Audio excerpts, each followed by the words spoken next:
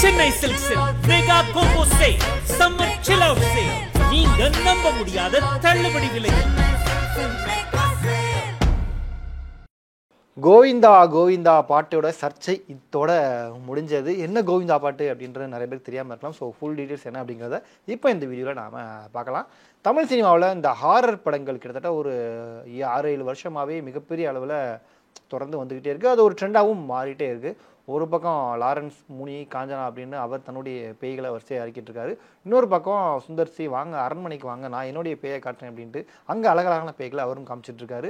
இன்னொரு பக்கம் துலுக்கு துட்டு அப்படின்னு சந்தானம் தன்னுடைய காமெடி ஜானரில் ஒரு ஹாரர் படங்களையும் அவர் கொடுத்துட்ருக்காரு.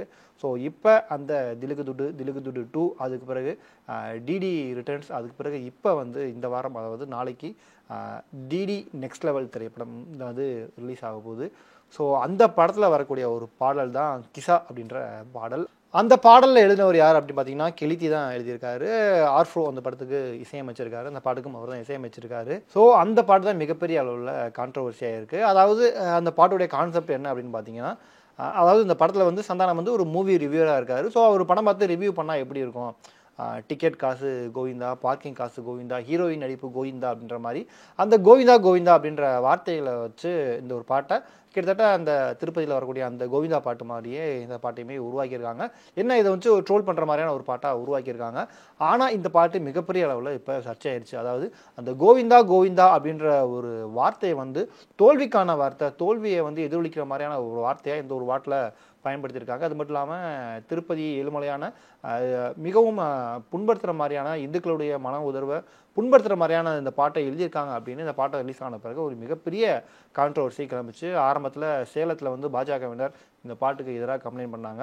அதுக்கு பிறகு கொஞ்சம் கொஞ்சமாக இன்க்ரீஸ் ஆகி ரீசெண்டாக வந்து திருப்பதியிலேயே வந்து ஜனசேனா கட்சி, பவன் கல்யாணுடைய ஜனசேனா கட்சியினர் அங்கே திருப்பதியில் இருக்கிறவங்க வந்து இந்த பாடலை பார்த்துட்டு இதுக்கு மிகப்பெரிய கண்டனங்கள் தெரிவித்தாங்க. அது மட்டும் இல்லாமல் அங்கே திருப்பதியில் இருக்கக்கூடிய காவல் நிலையத்திலையுமே அவங்க வந்து புகார் அறிவிச்சிருந்தாங்க.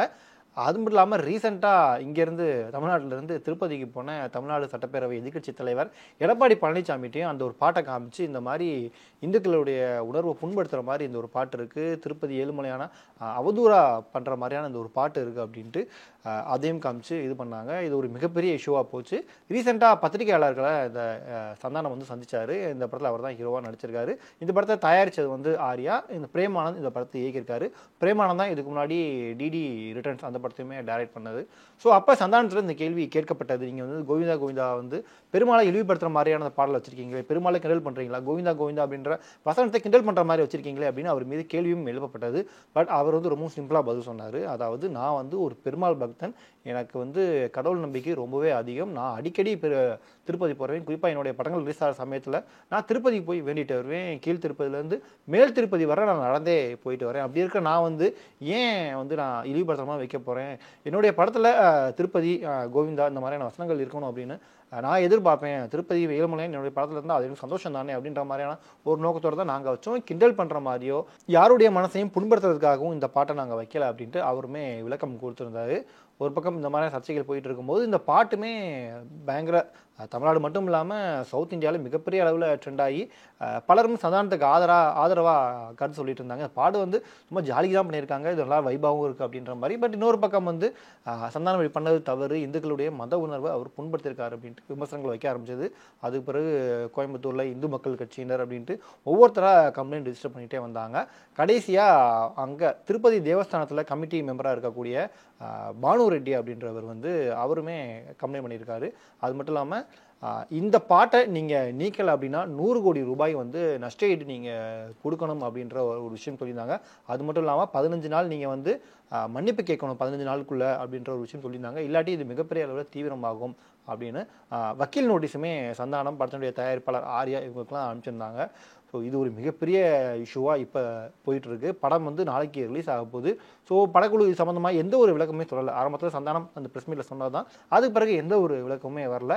ஸோ இப்போ ரீசெண்டாக படக்குழு தரப்புலேருந்து அறிவிக்கப்பட்டிருக்கு, அந்த பாடலை நாங்கள் படத்துலேருந்து நீக்கிறோம், கூடிய விரைவில் யூடியூப்ல இருந்துமே அந்த பாட்டை நாங்கள் நீக்கிடுறோம் அப்படின்ற மாதிரியான ஒரு அறிக்கையை வந்து படக்குழு வந்து கொடுத்துருக்காங்க. ஸோ ஒரு சின்ன பாட்டு இங்கே தமிழ்நாட்டில் ஆரம்பித்த ஒரு பிரச்சனை ஆந்திரா வரைக்கும் போய் ஒரு மிகப்பெரிய இஷ்யூவாக கிளம்பி கடைசியில் அந்த பாட்டவே இப்போ நாங்கள் தடை பண்ணுறோம், அந்த பாட்டை வந்து நாங்கள் தேட்டரில் பயன்படுத்த மாட்டோம், யூடியூப்ல இருந்துமே நீக்கிறோம் அப்படின்ற ஒரு இதை வந்து சொல்லியிருக்காங்க.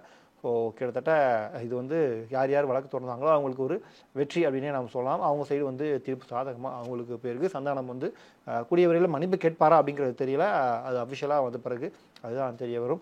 ஸோ இந்த ஒரு இஷ்யூ பற்றி நீங்கள் என்ன நினைக்கிறீங்க? இந்த கோவிந்தா கோவிந்தா பாடலும் அதுக்கு இவ்வளோ பெரிய பிரச்சனையும் இப்போ அந்த படத்துலேருந்தே நீக்கிறாங்க அப்படின்ற விஷயத்தையுமே நீங்கள் எப்படி பார்க்குறீங்க அப்படிங்கிறத உங்களுடைய கருத்துக்களை நீங்கள் கீழே கமெண்ட் பண்ணுங்கள். அது மட்டும் இல்லாமல் இந்த கோவிந்தா கோவிந்தா அப்படின்ற ஒரு விஷயம் வந்து இப்போ அவங்க கம்ப்ளைண்ட் பண்ணியிருக்கிறது என்ன பார்த்தீங்கன்னா, இது வந்து கோவிந்தா கோவிந்தா அப்படின்ற ஒரு வசனம் வந்து அது வந்து ஒரு தோல்விக்கான ஒரு விஷயமா சொல்கிறாங்க அப்படின்ற மாதிரி சொல்லியிருக்காங்க. பட் காலங்காலமாக தமிழ் சினிமாவில் அதானே பயன்படுத்திட்டு இருக்காங்க, புதுசாக ஒன்றும் பண்ணலையே. தமிழ் சினிமாவில் ஆரம்பத்துலேருந்து ஏதாச்சும் ஒரு நகைச்சுவை சீனுக்கு வேணும், ஐயோ அவன் தோத்துட்டான் அவன் ஏமாற போகிறான் அப்படின்னு தெரிஞ்சால் கோவிந்தா கோவிந்தா அப்படின்ற மாதிரி வசனங்களை நம்ம நிறைய படங்களில் நம்ம பார்த்துட்டு இருக்கோம். இதுக்கு முன்னாடி 1001 செல்வராகவன் இயக்கத்தில் வந்து 1001 படத்தில் பார்த்தீங்கன்னா ஓ ஈசா அப்படின்ற ஒரு பாட்டு வரும். அந்த பாட்டோடைய எண்டில் வந்து Govinda Govinda take me higher Govinda அப்படின்ற வசனங்கள்லாம் வரும். ஒரு 4 டைம் அது வந்துகிட்டே இருக்கும். பட் அப்போல்லாம் அந்த பாட்டுக்கு பெரிய பிரச்சனைகள் வரல. இப்போ தான் மிகப்பெரிய அளவில் இந்த கோவிந்தா வசனத்தை பயன்படுத்தக்கூடாதுன்னு பிரச்சனைகள்லாம் வந்துட்டு இருக்கு. ஸோ இந்த ஒரு இஷ்யூ பற்றி நீங்கள் என்ன நினைக்கிறீங்க அப்படின்ற உங்களுடைய கருத்துக்களை மறக்காமல் கீழே கமெண்ட் பண்ணுங்கள்.